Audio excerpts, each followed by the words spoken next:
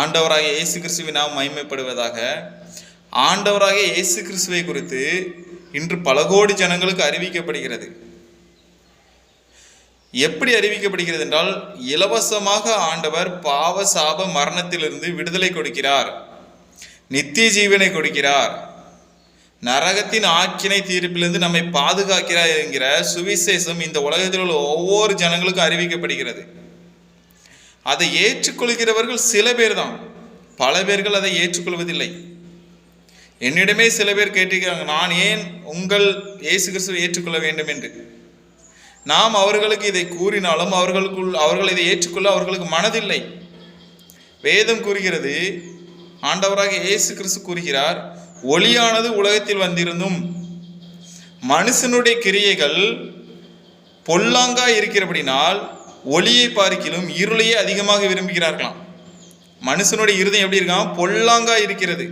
அதனால் ஒளியை பார்க்கிலும் இருளை தான் விரும்புகிறார்கள், பாவத்தை தான் விரும்புகிறார்கள், சாபத்தை தான் அதிகமாக விரும்புகிறார்கள், மரணத்தை தான் அதிகமாக விரும்புகிறார்கள், நரகத்தை தான் அதிகமாக விரும்புகிறேன். நான் நரகத்தில் செத்தால் வழியா போதும், நான் இயேசு கிறிஸ்துவை ஏற்றுக்கொள்ள மாட்டேன், அந்த மாதிரி ஒரு என்னிடம் பேசுவார்கள். நான் இயேசு கிறிஸ்துவை ஏற்றுக்கொள்ள மாட்டேன், நான் ஒளியிடத்தில் வரமாட்டேன் அப்படின்னு சொல்லுவாங்க. அதுதான் வேதம் கூறுகிறது.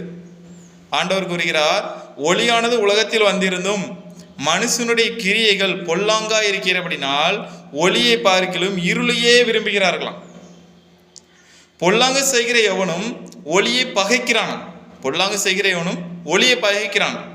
இப்போ சத்தியத்தின்படி ஒருத்தன் நடக்கான்னா அவனுக்கு நிறைய பேர் விரோதிகள் இருப்பாங்க. அதே போல பொல்லாங்கு செய்கிறவனும் எவனும் எதை தான் பகைக்கிறானா? ஒளியை பகைக்கிறான். அவன் தன் கிரியைகள் கண்டிக்கப்படாதபடிக்கு ஒளியின் இடத்தில் வராது இருக்கிறானா. என் பாவம் தண்டனை கிடைச்சிடும், என் பாவத்துக்கு என்னோட சாபத்துக்கு ஏதாவது தண்டனை கிடைச்சிடும் அப்படின்னு சொல்லி இங்க வராம இருக்கானா, ஒளியின் இடத்துக்கு வராம இருக்கானா.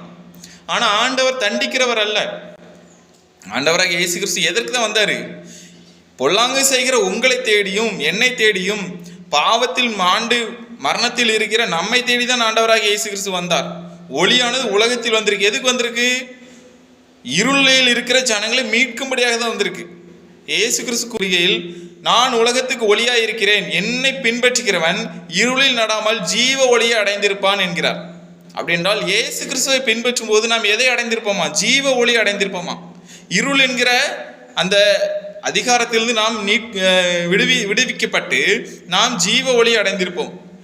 இந்த ஒளியை நாம் அடைந்து விட்டால் ஜீவ ஒளியை அடைந்து விடுவோம். இயேசு கிறிஸ்து ஆகிய ஒளிவை நாம் அடைந்து விட்டால் நித்திய ஜீவனை பெற்று விடுவோம். பாவசாப மரணத்திலிருந்து விடுதலை பெற்று விடுவோம். நரகம் என்கிற ஆக்கினை தீர்ப்பிலிருந்து நாம் பாதுகாக்கப்படுகிறோம். இன்று நீங்கள் பாதுகாக்கப்பட வேண்டுமா? பாவசாப மரணத்திலிருந்து விடுவிக்கப்பட வேண்டுமா?